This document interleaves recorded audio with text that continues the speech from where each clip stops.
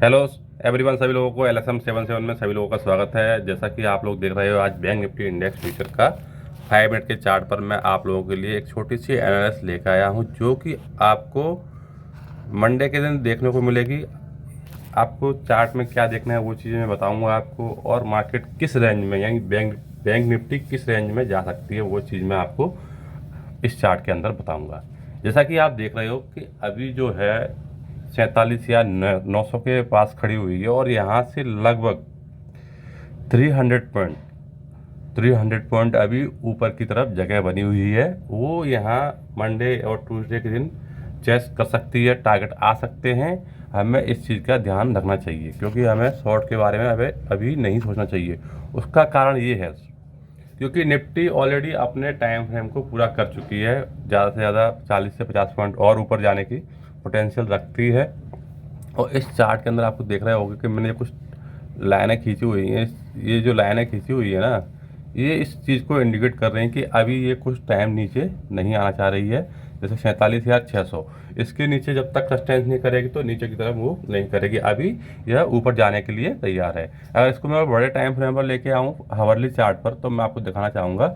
इस hourly chart पर आपको क्लियर समझ में आएगा कि देखो क्या मार्केट कर रही है। देखो यहाँ एकदम क्लियर सिग्नल दिया था तेजी के लिए। ये सिग्नल मैं जब भी बोलता हूँ कि मार्केट के अंदर जब आपको ऐसे सिग्नल दिखते हैं, ये टाइम वाला, ये देखिए एक हावरली कैंडल है, उससे पहले एक छोटी एक डोजी कैंडल बनाई हुई है। उस कैंडल में आपको समझना चाहिए कि अब मार्केट यहाँ से कहीं ना कहीं रिवर्सल कर सकती है। इतनी बड़ी कैंडल को कैसे कैचअप किया है, इस चीज़ को हम जानेंगे। ट्रेंड लाइन मैंने इसलिए बताया आपको कि ट्रेंड लाइन के अंदर जब भी आप काम करोगे तो आपको एक एग्जिट और एंट्री लेने का एक सही तरीका आपको इसमें दिखेगा।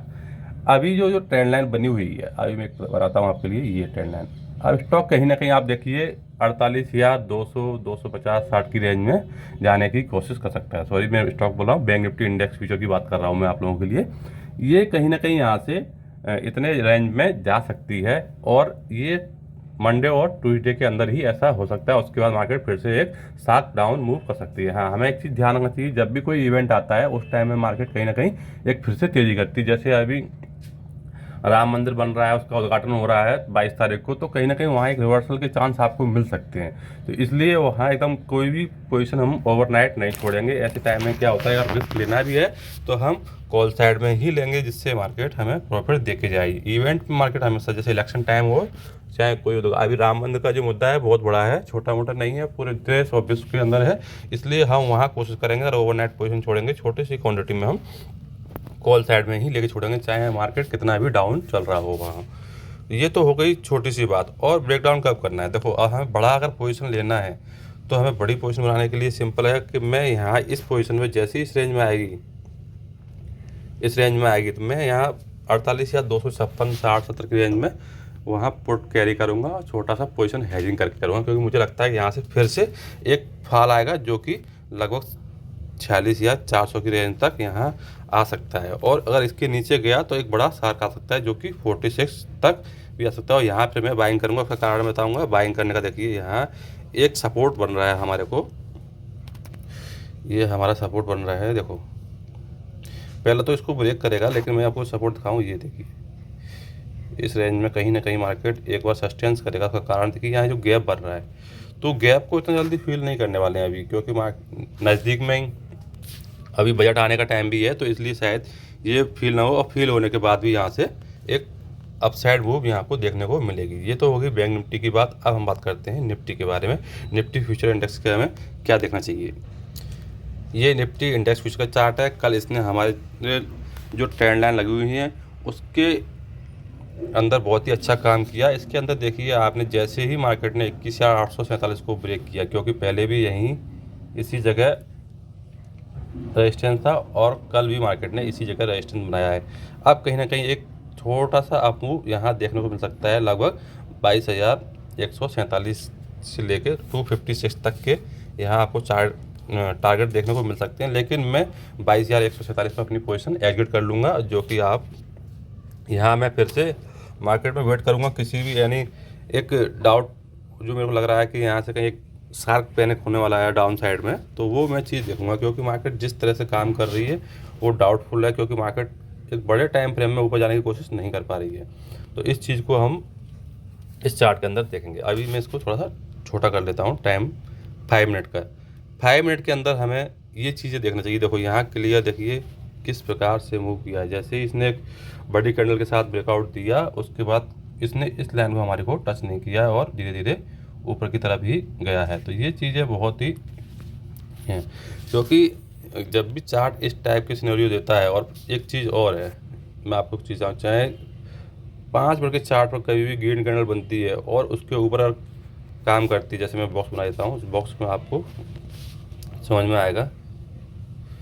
देखिए ये कल के प्रीवियस डे के हाई को जैसे ही ब्रेक किया, फर्स्ट टाइम में तो नीचे आने की कोशिश की थी, लेकिन उसके बाद यहाँ देखिए जब इसने इस हाई को ब्रेक नहीं किया तो मार्केट क्या हुआ, नीचे की तरफ आया। लेकिन नीचे जाने की कोशिश नहीं कर रहा, क्योंकि यहाँ बार बार ऊपर की तरफ आ रहे हैं और वॉल्यूम भी अच्छे आ रहे थे यहाँ, और ऊपर जाने की कोशिश कर रहा है। ये चीज़ें हमें बार बार देखने। आपने देखे होंगे पिछले वीडियो मैंने कितने सारे बनाए होंगे, लगभग मेरे 90 वीडियो हो गए हैं। लेकिन मैं जो प्रोडक्शन डालता हूँ उसमें केवल ये डालता हूँ कि आने वाले दिनों में क्या हो सकता है।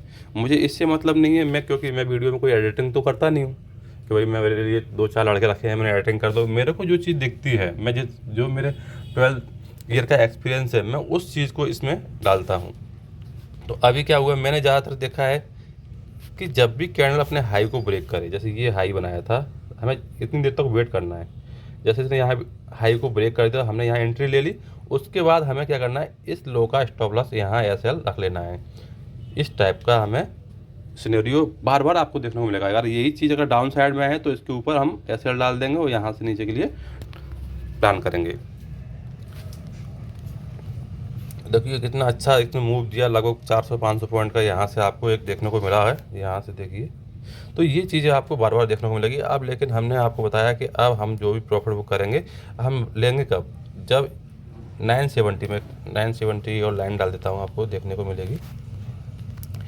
अब हमें बाइंग करना है इसके ऊपर, जब तक बाइंग नहीं करना है। ऑलरेडी डली हुई है लाइन पहले से लगभग। अगर इसके ऊपर निकलेगा तो हमें यहाँ से फिर से लगभग 70 से 80 पॉइंट देखने को मिल जाएंगे। ठीक है, ऑलरेडी हमारी यहाँ लाइन पड़ी हुई है, ये 970 के ऊपर चल ही रहा है लगभग। तो हम इसके ऊपर प्लान कर सकते हैं होल्ड करने का, और हमें 21,147 का लेवल ही ये चीज़ें हमें देखने को मिलेगा। तो आई होप आप लोगों को ये चार्ट समझ में आया होगा, एनालिसिस समझ में आया होगा। यदि आप लोगों को यह एनालिसिस समझ में आता है तो प्लीज़ आप हमारे YouTube चैनल को सब्सक्राइब करें, शेयर करें, लाइक करें। थैंक यू, धन्यवाद।